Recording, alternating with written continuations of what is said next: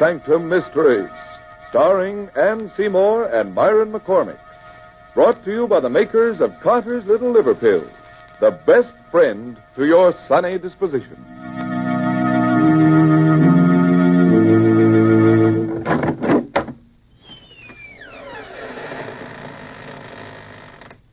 Good evening, friends. Welcome. Welcome to the Inner Sanctum. This is Raymond, your host, teller of strange tales. Come in, if you dare. Now, before we begin, a word to those of you who don't frighten easily. It'll be no disgrace if before we're finished you find yourself trembling against your will. Inner Sanctum Mysteries takes great pleasure in presenting two of America's best-known and best-loved radio artists, Miss Ann Seymour and Mr. Myron McCormick. Tonight, these two favorites of the air lanes co-star in The Man from Yesterday, an original radio mystery drama by Milton Geiger, brought to you by the makers of Carter's Little Liver Pills, the laxative with the two-way action. For over 60 years, everybody has known that the name Carter's Little Liver Pills means gentle and efficient help whenever a laxative is needed. Yes, and they know, too, that Carter's Little Liver Pills bring added relief by waking up the flow of a very important digestive juice. So take advantage of this two-way action and ask for Carter's Little Liver Pills.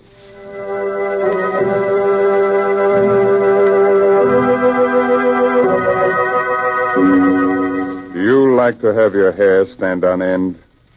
You like to feel your blood run cold? Of course you do. Come along with me, then, to the jungle. Still and hot, weirdly yellow in the strange light of the tropic moon. In a clearing, the African natives of Dr. Robert Rand's museum party sway to the slow throb of their drums. A few hundred yards off in the thick bush, a monstrous humpbacked shape drops silently from the trees, moves swiftly across the shadowed jungle floor. Suddenly the earth gives way under the dark, crouching monster's feet. He struggles wildly a moment and falls, disappearing into the earth.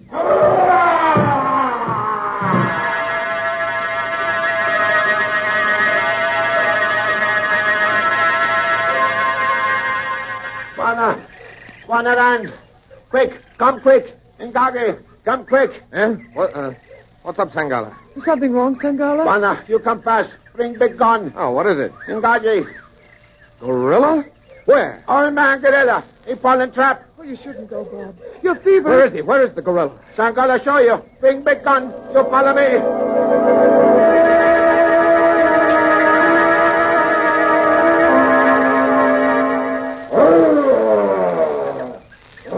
Can you see him down there, Bob? And I see him. What a fellow. What a prize he'd be for Professor Converse at the museum. A full-grown gorilla. Ruth, we've got to get this fellow home, alive. Oh, Bob, it's dangerous. You're ill. Must you? Converse would never forgive me if I didn't. Bob, What is it? the gorilla hasn't made a sound for some time now. That's right. Turn the flashlight down there, will you, Ruth? That's very strange. Is he hurt? No. But look at him. See how he stares up at me. Yes. And such steady, knowing, intelligent eyes. Almost human. Yes. Gazing so steadily into my own. Unflinching. Unafraid. And puzzled.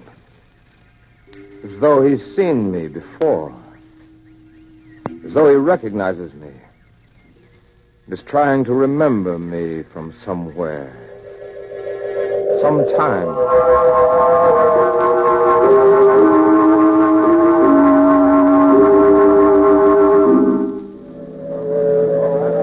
All right.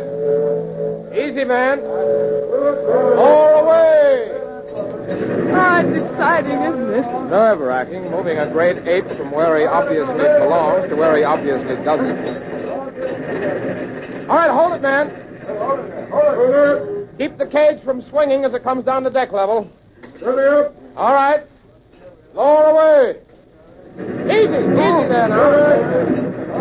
All right. Good. That does it, man. Now cast away the lowering chains and begin closing the hatch. We'll be right up.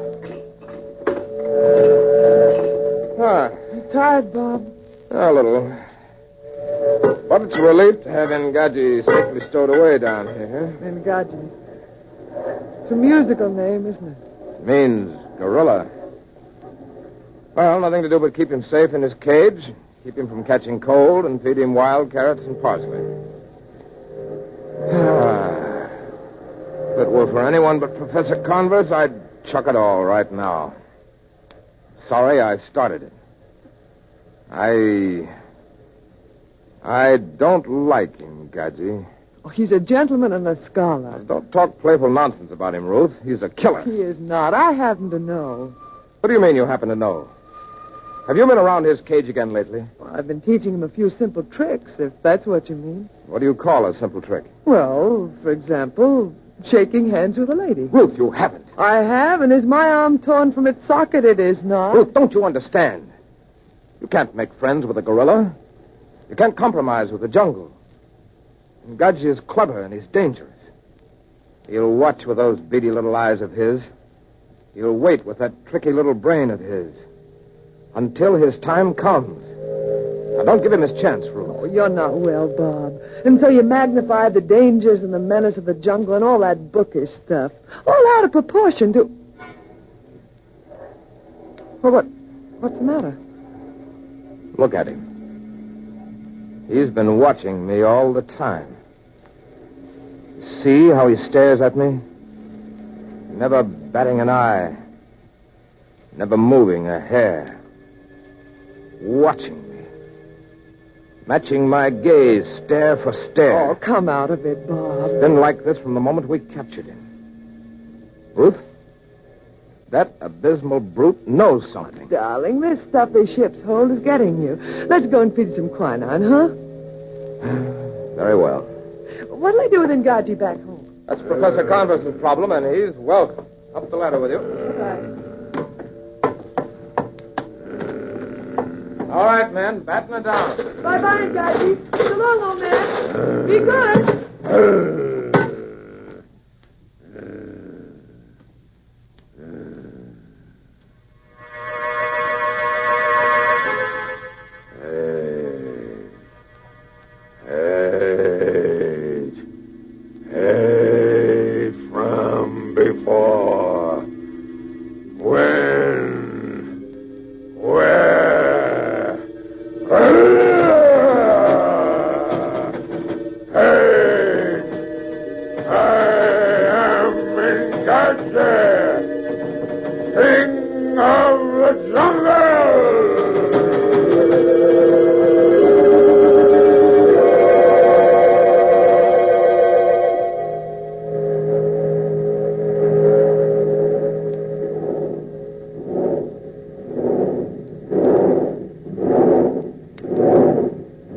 No, Engadji. The other hand. That's it. That's it. Ah, good fellow. Now, the other hand. Take my left hand now. The left. That's it. Oh, careful now. Don't squeeze so hard. Hey, Butch, take it easy. No. Mustn't pull it. Stop pulling, do you hear? Engadji. That's better. Now let go of the lady's hand. That's it. Now then, how about some exercise? Think you could walk around the hold here with a distinguished dame on your arm? Yeah, let's see how this chain and iron pin work on this door. They think you can't be trained, but I know you can.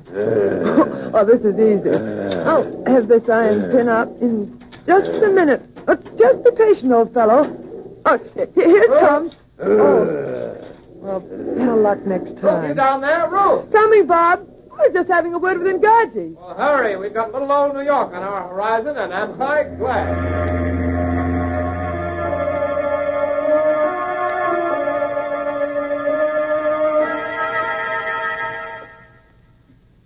very kind of you, Professor Converse, putting Ruth and me up at the museum like this. Not at all. A plenty of room. Besides, I want to keep an eye on that fever of yours, because you won't. Well, nevertheless, Professor, we won't impose on your hospitality a moment more than it takes us to get settled again here in America. Here. Here's another door. After you, Rand. Thank you. This old wing is out of use, but it still has electricity. And what's more important, heat. Till the zoo can build proper quarters for Ngaji, we'd better keep him in here where the temperature is even. I've been thinking, Professor. These oak doors wouldn't be any problem at all to Ngaji if he happened to get on the loose. True. The door closing off this old wing from the new building is really made of iron. I see. So, unless your gorilla is of the armor-piercing variety, it's pretty safe. Here's next to the last door. This used to be our dinosaur room. It's a huge room. Well, here we are. Royal Suite itself. Ruth, what are you doing in here? I'm talking to Ngaji. Hello, Professor. I shouldn't become too familiar with Ngaji, Mrs. Rand. Oh, he's quite gentle. You know what he does now? He takes the rings off my fingers and then gives them back. Takes the rings off your fingers. Ruth, come on, let's get out of here. All right. You're rougher than a 500-pound ape. He's a real gentleman. Look at him. Look how he presses his face between the bars. To get a closer look at me. And it's been like that since... By George, I'll give him a good look at Don't me. get too close, Rand. Now, careful. Oh, he doesn't know you well, Bob. Bob! There, you ugly brute. Take a look. Take a good long look. Well, what do you see? All right, he missed me. Could have shattered your skull with that blow, Rand. Well, it's only because he doesn't know you, Bob. He does know me. He looked into my face, and he saw something. What did he see?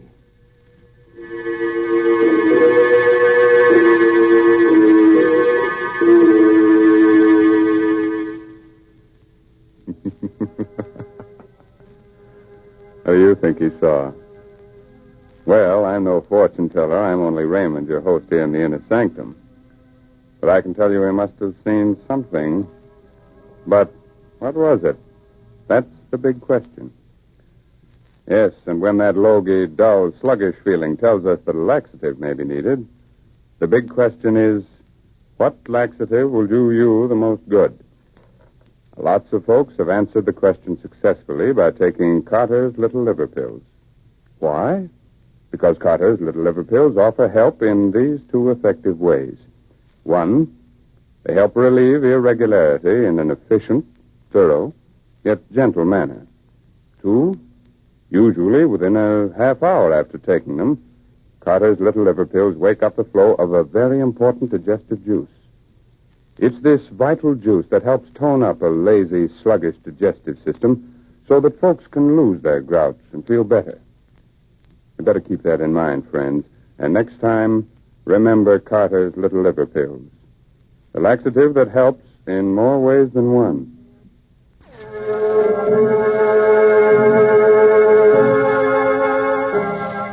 All right. Do you still want to know what the man from yesterday saw when he looked into Rand's face? You'll be sorry, but you asked for it. So let's go into Ngaji's cage with him now, as he listens to a strange, mysterious voice. Ngaji, Lord of the Jungle, do you hear me? Do you hear Ngaji? Do you hear the jungle speak? Ngaji, I am Ngaji. I am the jungle. Jungle. You looked into the man-creature's pale eyes. Do you remember now?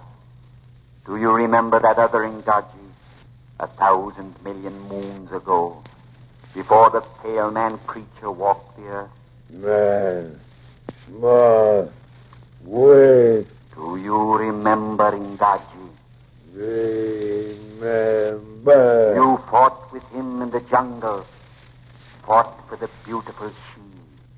He conquered. How you hated him. Hey. He was mighty, and he was different from the others. When the others swept through the trees, that other one ran, swift as the wind, on the ground. Remember. Remember. Hey. You fought, and you died.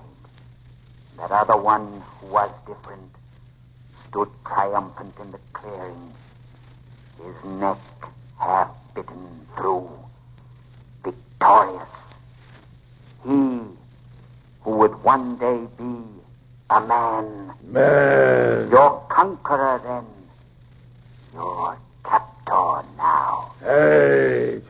Hate, man. Where is your strength, O Ingaji, that this same other one conquers you again, as he did 1,000 million moons ago? I am strong.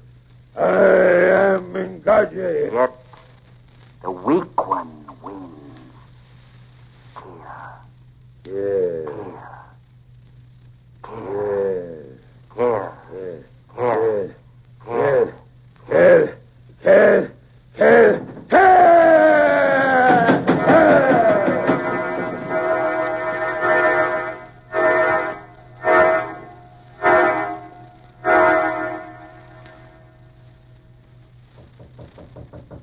Come in, Rand. Come in. Good evening, Professor. So you know it was me. Of course. Well, That's exactly why I'm here, Professor. It's getting to be a habit around here. There's a knocking. It must be that feverish fool Rand. come now. We want you here. Such a thing as wearing out your welcome. You paid 1,000 times by bringing us back that magnificent gorilla. I don't consider that adequate compensation. Professor, I might as well tell you. I'm sorry I ever blundered over the brute. He was getting you again. Go to bed and take some... No. I'm afraid of him, Gadget. Not in the physical sense. I could cope with his power, his force. But he's changed. I can't cope with what he's become. It infuriates and humiliates me that gorilla has something on me. Has me at some disadvantage that I don't understand. It's gotten under my skin. You remember when he struck at me 3 weeks ago? Do I remember? Of course I do. He changed after that. When he looks at me now, he isn't puzzled. He isn't searching his memory for some clue to me anymore. He knows. He knows who I am and what I mean to him. Whatever it is, he hates me. Hates me with a dreadful, consuming energy. I don't question that, Rand. It's plain enough. Had you hear? He never had those tempers. Now something is tormenting him into a frenzy of hatred and defiance. Something in that secret brain of his. You'd better calm him down before he dashes out that secret brain of his. Come on, Rand. We'll talk later.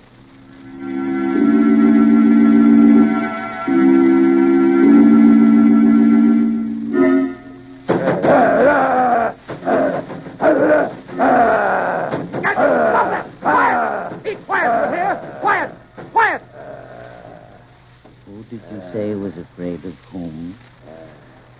He's quiet, yes. But look at those eyes. Where have you seen such hatred? Or such tremendous living power? Yes. You've got to admire it at first.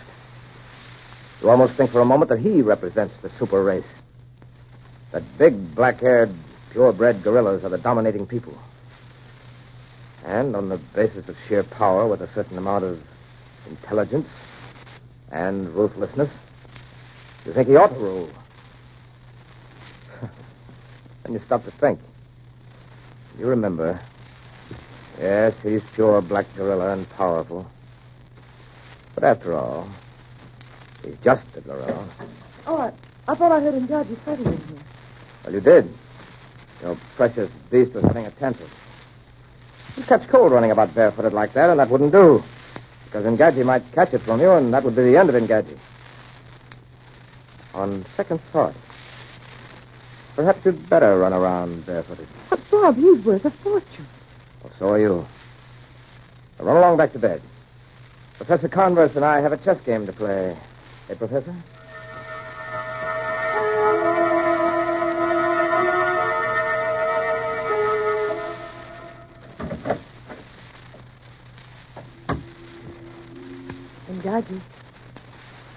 Gadget.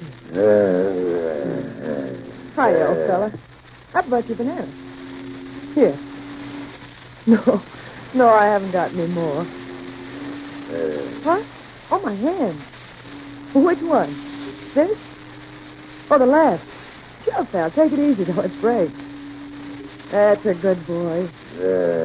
Oh, no. No, Gadget. Give me back the rings. Come on. Hand over the jewels. I'll pick them up, Ngaji. Ngaji! All right. I'll get them myself. But you won't hear the end of it. I'll show you. You've eaten your last banana for a month, and don't you forget it. Ngaji! What's the matter? Why don't you know me? Ngaji, stay back! Stay back!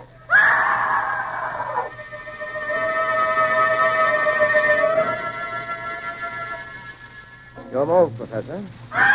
Hey, Scott, the fruit. There's a light in the wing. Look. He's loose. The fruit's loose. Wait a minute, Rand. Here.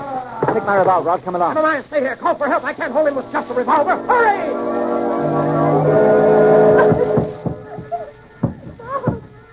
Bob, help me, Bob. Come to me. Ruth, what happened? Are you hurt? That's my ankle. I unlocked the cage. He broke the door space for him. I could just get in here and bar the door before he realized he was me. Can you walk down there? No, I ran to the door, but I hit my foot and walked. I can't stand, Bob. Put your arm around my shoulder. Hurry. He's breaking through. I let him escape. I let him. That's it, darling. Now hold tight. But you're yourself. You can't carry me too, Bob. Hobble on one foot now. Up. Oh. Come on now. All right, darling. Quick. The next room. Quick, in here. Now, the next room. We've got to hold him off. Blow him up. Come on, Ruth. Hurry, darling. I can't. I'm holding you back. Oh, leave me. Leave me with a gun. I can shoot. Please. Please. No. In here. I'll try it. I got him. Quick now before he recovers. Bob, you can't go on with me. Just one more door. The last door. Iron. Can't smash iron. Keep moving. Try to help. Can you? I'm trying. A little further. Just a little further. Here. Oh, Bob. What's the matter? Ruth. It's locked. From outside, it's automatic. Bob, but the professor. I don't know. He's gone for help. Oh. Steady, girl. Steady. Oh, the lights have... You hit the fuse box. You shut out the lights. Listen. He's dead. That other shot must have hit him. He's dead. Quiet.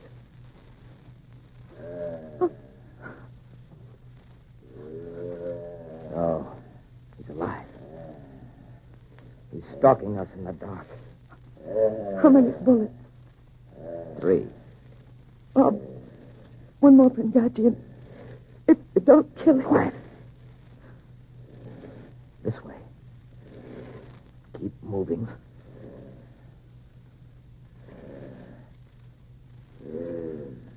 Now, Bob. He's against the window.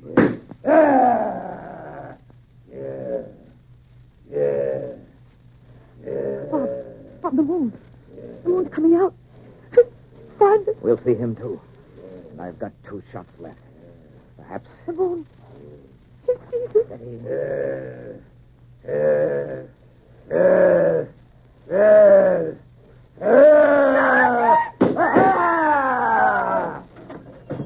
Friend, where are you? Friend! Light your light over here, Professor. Friend. Oh, thank heaven. Are you all right? Did you? Oh, my George. You did. Point blank range. My last 2 shots. Yes. In truth? She's a broken ankle. She fainted. She'll be all right, though. Oh. Well, Professor? That's the end of Ngaji, eh? Is it, Professor? You're certainly dead. Again. Again? Have you ever had the feeling that something that has just happened before, Somewhere. A long time ago? A very familiar psychological phenomenon. What about it? I feel that all this has happened before. When? And that it will happen again. I only wonder when. And where. And who will be the victor. Then. Yeah, let me look at you. Oh, yes. You're hurt. There are the marks of teeth on your neck. An unusual birthmark. It's occurred in my family for generations. Shows up when we become excited. Is it strange, Professor?